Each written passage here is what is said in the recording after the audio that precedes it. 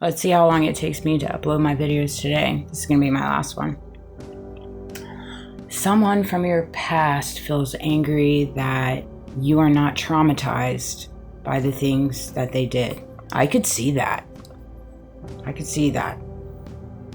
I could see a lot of people feeling that way, truthfully. More men than women, but both. If I go down the laundry list of players, the names. Seriously. Oh my gosh. You know what I said? I went and brought my son some water and some drinks. He works on the beach. He's out in the sun all day. And I don't ever want him to get dehydrated or anything like that. You know, another thing I'm going to talk about is tips. People. Tip the people. Tip your people. When you go on vacation, you need to tip. You need to tip. You need to tip the beach chair. You know, guys, you need to tip your servers. You need to tip, you know, your Ubers. You need to tip. You're on vacation and you need to tip. And you need to tip fairly and honorably, right? Throw a 15%. 20% would be ideal, truthfully. When you go on vacation to a lot of places, you got to understand a lot of these people work for their tips. They work for their tips. And a lot of areas, you know, you have tourist season and then you have off season. And during off season, they're sometimes, depending on what industry they're in within the tourism, they're screwed out of work. And so they work for the tips during the season. And it's just crazy, some of the stories my son tells me from the people that come to the beach here and they won't tip. And I know that with my brother and sister, they work in the restaurant industry. And I mean, it's just one of those things, and it shouldn't be. If you can't afford to tip people, you shouldn't be on vacation. I know a lot of people don't want to hear that, but somebody's got to say it. Truly. Whether the service par. If the service is par, give them 15% at least. At least. A lot of the times, people don't understand when the service is, you know, unfortunate or your food takes so long. That's not the server's fault. That's the kitchen's fault. That's the operational side of a restaurant. That's the operational side of a restaurant. It's not your server's fault. Yet they're the ones that get dinged. They're the ones that get dinged. You know, and so again, think, you know, use your mind. Treat people how you want to be treated. It'll make you feel better. Quit being such penny pinchers. Quit being so stingy. Quit being such prudes. It just shows your true colors when you're on vacation. Just imagine what that shows you to be looking like on the outside. And I'm saying this from a place of love. I truly am. But tip people. Tip people. Okay? So there's that. But anyways, back to my beginning where it was like, you know, they are upset because what they put you through didn't traumatize you. Well, I could see that, and I'm sorry for that.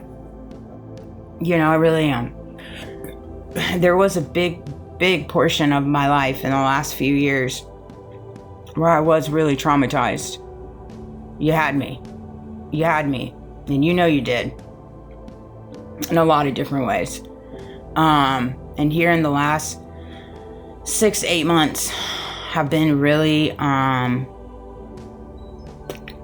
eye-opening for myself in reference to the strength that I do carry in me by the grace of God. And I also do understand that had I not walked through everything that I have walked through and I walk through every day, I wouldn't gain the things that I have gained, which I'm beyond grateful for everything that I have gained, whether that be wisdom, whether that be perseverance, whether that be humility, humbleness, kindness, empathy, grace, a backbone, strength, boundaries, understanding, recognize the beauty in nature, the beauty in life in general, the beauty in breath in the lungs.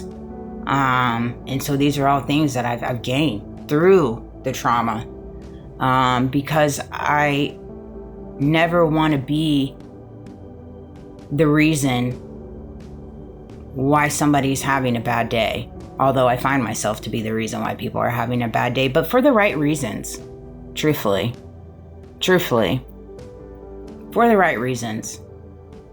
And it's one of those things. I hate that part of the purpose. Because a lot of the times people don't even know why they're upset. A lot of the times people don't even know why they don't like me. A lot of the times people just judge from the exterior and don't even have a conversation with me. A lot of the times people are just playing their part. A lot of the times people are upset with me when truly it's just a moment where God is giving you a mirror to go in and figure out what are some things within yourself you need to clean up, to where you're not having a bad day based off somebody just choosing to live their life if you're not able to have a conversation with them, right? And these are all things that I had to walk through. I had to wake up to realizing, like, why am I giving my reality, the illusions that I find myself surrounded by, power to make me have a bad day? Why am I giving that away freely?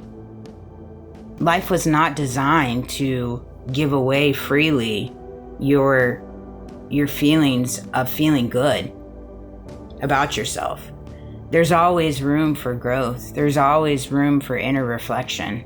There's always lessons to be learned. Always. But it's one of those things, it's like,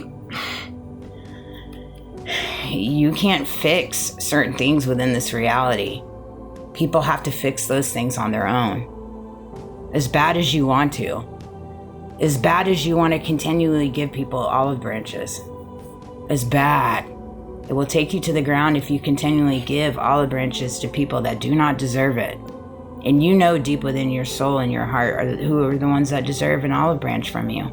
You know deep within your heart those that are truly deserving of your time and your energy and your love. Your genuine love. When I love so genuinely. That was the hardest thing. To wake up to reality surrounded by people that I thought truly loved me genuinely, but it was all a false facade. Based off control, manipulation, and illusions. And yeah, there was a presence in there where I'm like, golly, maybe it is me. Maybe there's things within me. I mean, it's everybody, so shit. It's got to be something with me. There's got to be. But I didn't understand why people wouldn't have conversations with me. It's like, if you have a problem with somebody, why wouldn't you just talk to them about it? But I think that people have problems with you when they lose control of you. Unfortunately. And I was in a world where a lot of people had control of me. They did. And I take ownership in that. They did. And when I finally took the plunge to remove myself from it, by the grace of God, the signs and synchronicities and the what was blatantly in my face, it was just out of control, right? And so it's one of those things where it's like, you wake up to it. Because we live in a dog eats dog world, and we live in such a competitive world where people only see things tunnel vision. They want their flowers, but they don't want other people to receive flowers. There's too many people that operate in that. Too many.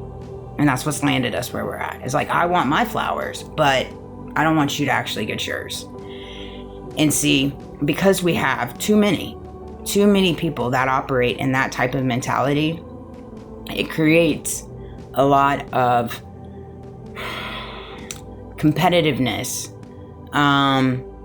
and hidden innuendos and illusions within everybody's reality.